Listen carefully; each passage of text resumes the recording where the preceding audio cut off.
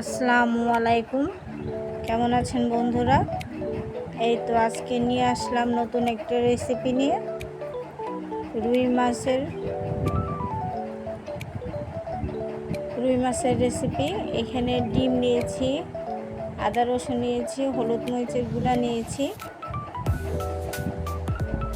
এখন এগুলিকে সব একসাথে মাখবো, ভালো করে মিক্স করে নেব। খুব সুন্দর করে মিক্স করে নেব যাতে কোনো মশলা দলাত্রে না হয়ে থাকে, সেভাবে অনুযায়ী মিক্স করে নেব। ভালো করে মিক্স করে নিয়েছি। এই তো এখন আমার মিক্স করা হয়ে গেছে। এখন একটি একটি করে মাছ আমি এই মিশ্রণের মধ্যে ছেড়ে দেব। ছেড়ে ভালো করে মাখিয়ে নেব, সুন্দর করে মাখিয়ে নেব যাতে প্রতিটি মাছের গায়ে মিশ্রণটি ভালো মতো লাগে। খুব সুন্দর করে মাখিয়ে নিচ্ছি। ভালো করে মাখিয়ে নিতে হবে। মাখিয়ে নিয়ে কিছুক্ষণ রেখে দিতে হবে যাতে এর ভিতরে মিশ্রণটি ঢুকে। মিশ্রণটি এর ভিতরে যাতে ঢুকে, এর জন্য আমি ভালো করে মেখে নিয়েছি। এই তো আমার মাখা শেষ। এখন আমি একটি প্লেটে ময়দা নিয়েছি, ওখানে লবণ, হলুদ, মরিচের গুঁড়া দিয়ে মিক্স করে নিয়েছি। এখন মাছ একটা একটা করে মাছ দিয়ে দিচ্ছি, দিয়ে মাখিয়ে নিচ্ছি। সম্পূর্ণ মাছগুলি এরকম এক পিস করে মাখিয়ে নিয়ে আবার আগের মিশ্রণটিতে ছেড়ে দিয়েছি। আরেকবার আমি ওই মিশ্রণটির সাথে মাখিয়ে নেব। এর জন্য একটি একটি করে মিশ্রণটিতে দিয়ে দিচ্ছি। খুব ভালো করে মিশ্রণটিতে দিয়ে দিয়েছি।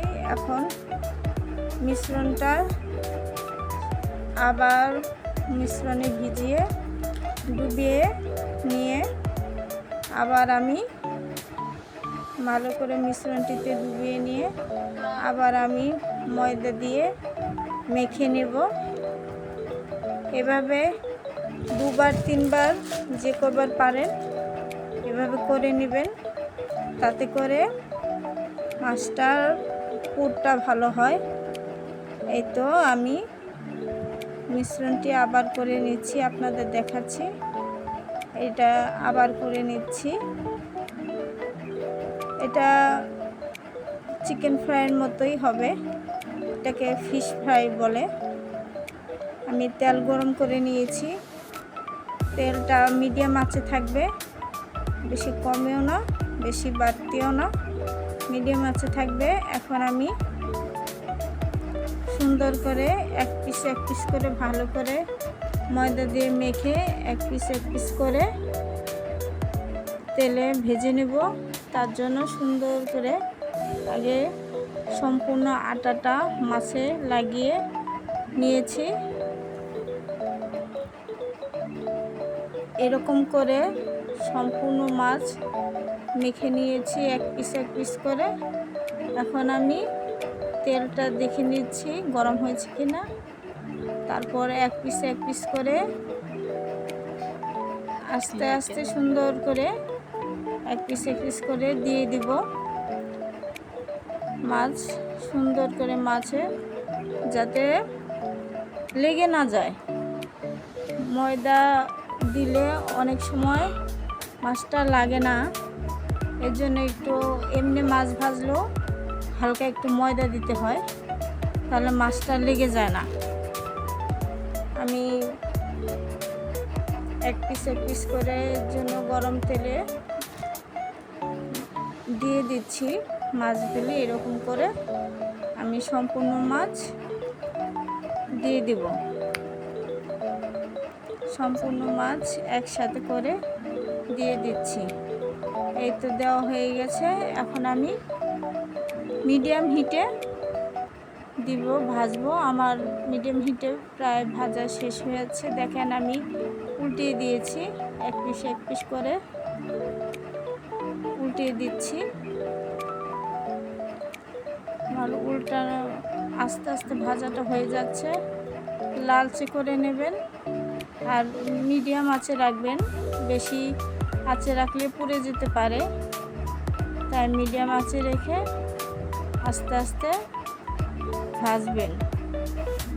এই তো আমি ভেজে নিচ্ছি, মিডিয়াম আঁচে রেখে আস্তে আস্তে ভেজে নিচ্ছি। দেখেন কত সুন্দর হয়ে যাচ্ছে, কোনোটার সাথে কোনোটার লাগে নেই।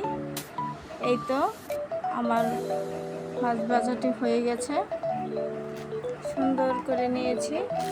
দেখেন কড়াইয়ের সাথেও লেগে নেই, মাছটা সুন্দর ভাজা হয়ে গেছে, ভিতরে হয়ে গেছে মচমচে ক্রিস্পি একটা স্বাদ। খুব সুন্দরভাবে মাছটা ভাজা হয়ে গেছে। এখন আমি এক পিস করে তুলে নিচ্ছি। এরকম করে সবগুলি মাছ আমি তুলে নিব। এই তো আমার তোলা হয়ে গেছে। আমার রেসিপিটা কেমন লাগলো কমেন্টে অবশ্যই জানাবেন। খুবই মজা হয়েছে, ক্রিস্পি হয়েছে। পারলে সাবস্ক্রাইব, লাইক, শেয়ার করে দিবেন। আজকে এই পর্যন্তই। আল্লাহ হাফেজ।